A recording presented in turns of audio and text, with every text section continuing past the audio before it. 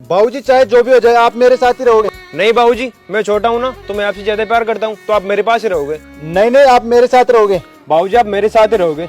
देवर जी आप छोटे हो ना, आप बाबूजी ख्याल कैसे रखोगे? बाबूजी हमारे साथ ही जाएंगे। भाभी अब मैं इतना भी छोटा नहीं हूँ, बाबूजी का ख्याल रख सकता हूँ मैं।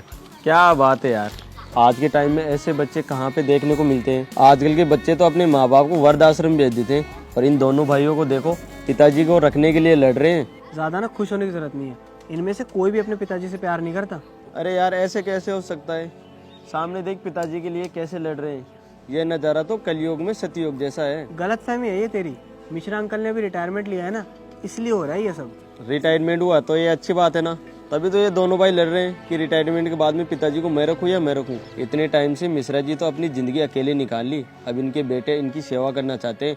ऐसी औलाद तो नसीब वाले को मिलती है। अरे समझदार आदमी, ये पिताजी की सेवा करने के लिए नहीं लड़ रहे हैं, ये पिताजी को जो पेंशन मिलेगी ना रिटायरमेंट के बाद में, उस पेंशन के लिए लड़ रहे हैं, तेरी ये नसीब से मिलने वाली औलाद। अरे ऐसा कुछ नहीं है, तेरी तो सोच ही खराब है।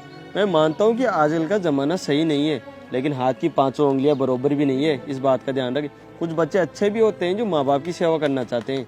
ठीक है, अभी पता चल जाएगा कि ये बच्चे माँ बाप की सेवा करना चाहते हैं या माँ बाप के पैसे चाहते हैं। अरे मिश्रा अंकल कैसे हो? अरे मैं तो ठीक हूँ, तुम बताओ कैसे हो? तो फिर फाइनली रिटायरमेंट मिल ही गया आपको? अरे हाँ बेटा, फाइनली रिटायरमेंट हो ही गया। अब काम धंधों से फुर्सत मिल गई मुझे तो। पर मिश्रा अंकल एक बहुत बड़ी दिक्कत हो गई है। अभी मैं अखबार में देख रहा था कि जितने भी जो पोस्ट ऑफिस के वरिष्ठ अधिकारी है ना, जिन्होंने अभी रिटायरमेंट लिया है, उनकी पेंशन पे आपातकालीन समय तक के लिए रोक लगा दी गई है। अरे पर ऐसे कैसे हो सकता है? ये कब हुआ?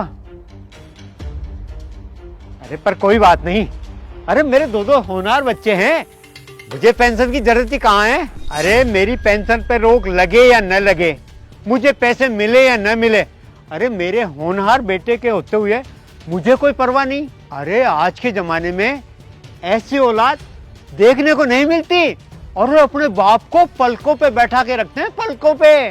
वो भैया मैं क्या बोल रहा था कि बाबूजी को आप अपने साथ ले जाओ, और भाभी भी सही बोल रही है कि मैं अपना ध्यान नहीं रख पाता, बाबूजी का क्या ध्यान रखूंगा, तो आप बाबूजी को अपने साथ ही ले जाओ। अरे देवर जी से क्या बोल रहे हो? आप इतने भी बच्चे नहीं हो, रख सकते हो बाबूजी का ध्यान। हाँ बिल्कुल, वैसे भी तो भी तो बोल रहा था ना कि बाबूजी मेरे साथ रहेंगे, और अब मना कर रहा है। अच्छा बाबूजी तेरे साथ रहेंगे तो तेरी बदमाशियों पर भी ध्यान रखेंगे, और तुझे अकेलापन भी फील नहीं होगा। अरे भैया कैसी बात कर रहे हो आप? मैं सारे दिन तो कॉलेज में रहता हूँ, और कभी कभी तो शाम को आना भी नहीं होता घर, तो इसमें बाबूजी का ध्यान कौन रखेगा? मेरे पास टाइम नहीं है यार। टाइम क्यों नहीं होगा आपके पास? कॉलेज टाइम से जाओ, टाइम पे आओ, घूमना फिरना जरूरी है। अरे भाभी ये क्या बात कर रहे हो आप? मेरी भी लाइफ है, मुझे भी जीना है, मेरे भी दोस्त हैं, एंजॉय करना है, और मेरी को ये उम्र नहीं है जिम्मेदारियां संभालने की। आप हो ना, आप ध्यान रख लेना बाबूजी का। हाँ सही है, इस घर में नौकरानी बन के आई हूँ ना मैं, जो सारा दिन घर का काम करो, फिर ऊपर से बाबूजी का ध्यान रखो। तुम्हें क्या है, तुम्हें तो सारा दिन घूमना फिरना है, मुझे पूरा घर संभालना होता है, मेरे पास टाइम नहीं होता। आप ले जाओ बाबूजी को। देख लिया सेवा करने वाले बच्चों को, इतने से में पलट गए। अभी तो तू देख के कह रहा था कि कितने अच्छे बच्चे हैं, कलयुग में सतयुग के नज़ारे हैं। देख लिए तेरे सतयुग के नज़ारों को। आजकल के बच्चों की सच्चाई यही है, जब तक उनको अपने माँ बाप से फ़ायदा मिल रहा होता है ना, तब तक तो माँ बाप को सजा धजा के प्यार करके रखेंगे। उनको लगेगा ना कि जब उनके माँ बाप यूजलेस हो गए, तब उनको देखेंगे भी नहीं कि उनके माँ बाप कैसे हैं। मिश्रा अंकल एक मिनट। मिश्रा अंकल, सबसे पहले तो मैं आपसे माफ़ी मांगना चाहता हूँ। आप मुझसे बड़े हैं, और मैंने आपसे एक झूठ बोला था कि आपकी पेंशन रुक गई है। आपकी पेंशन नहीं रुकी है। मैं ये देखना चाहता था, देखना क्या चाहता था, मेरा एक दोस्त था, मैं उसको कुछ साबित करना चाहता था कि आजकल के बच्चे किस तरह से बदल जाते हैं, किस तरह से अपने स्वार्थ के लिए चेंज हो जाते हैं। तो इसलिए मैंने आपसे आपकी पेंशन का झूठ बोला। मुझे पता तो था कि आपके बच्चे बदल जाएंगे, पर ये पता नहीं था कि इतनी जल्दी बदल जाएंगे। इन्होंने एक सेकंड भी नहीं लगाई आपको छोड़ने में। आपने जो इनके लिए मेहनत करी, इनके लिए अपना जीवन समर्पित कर दिया, इन्होंने कभी उस चीज़ की वैल्यू नहीं की। तुरंत आपको छोड़ने के लिए तैयार हो गए, जो बच्चे आपके लिए लड़ रहे थे। अगर आप बुरा मत मानना, अगर आपको ऐसा लगता है ना कि आपके बच्चे आपसे प्यार करते हैं या इनको आपकी कदर है, तो ऐसा बिल्कुल भी नहीं है। ये आपके पास सिर्फ स्वार्थ के लिए थे, आपके पास आपके पैसों के लिए थे। मैं मानता हूँ ये सच्चाई आपको सुन के बहुत बुरा लग रहा होगा, आप मान नहीं पा रहे होंगे, पर यही सच्चाई है। लेकिन अभी भी देर नहीं हुई है। आपने अपनी पूरी ज़िंदगी निकाल दी इन बच्चों के पीछे। पर अभी भी आपको आपकी पेंशन मिलेगी और आपकी ज़िंदगी जितनी भी बाकी है आप खुद सोच सकते हो कि आपको अपनी ज़िंदगी अब आगे कैसे जीनी है। बाकी छोटे मुंह अगर मैंने कोई बड़ी बात कह दी हो तो मुझे माफ़ कर देना। अब ओए, तू कौन आता है हमारे बीच में बोलने वाला? ये हमारा पर्सनल मैटर है, तू निकल यहाँ से। भाई साहब मैं तो कोई नहीं हूँ आपके बीच में बोलने वाला, आपको जैसा ठीक लगे आप वो करो, पर बाबूजी आप ज़रूर सोचना जो मैंने आपसे कहा है। चलता हूँ। निकल। अरे बाबूजी ऐसा कुछ नहीं है, आप तो समझते हो ना।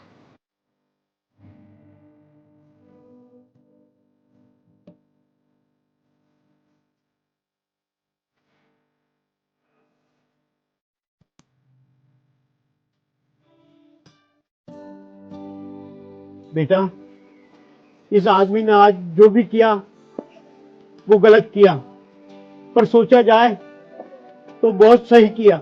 अगर आज ये नहीं होता तो मुझे ये पता नहीं चलता जो मुझे बहुत पहले पता चल जाना चाहिए था। अरे मैं तो ये सोचता रहा कि मेरे बेटे बहुत अच्छे हैं।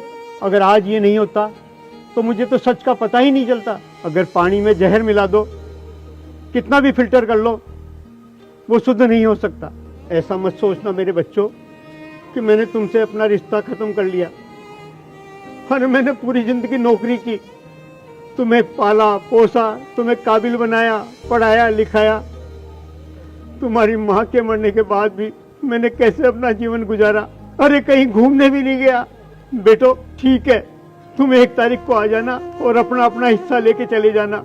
अब मैं अकेला रहूंगा, मुझे तुम्हारी कोई जरूरत नहीं है, पर मैं तुम्हें दुआ देता हूँ। सदा खुश रहो बच्चों, सदा खुश रहो।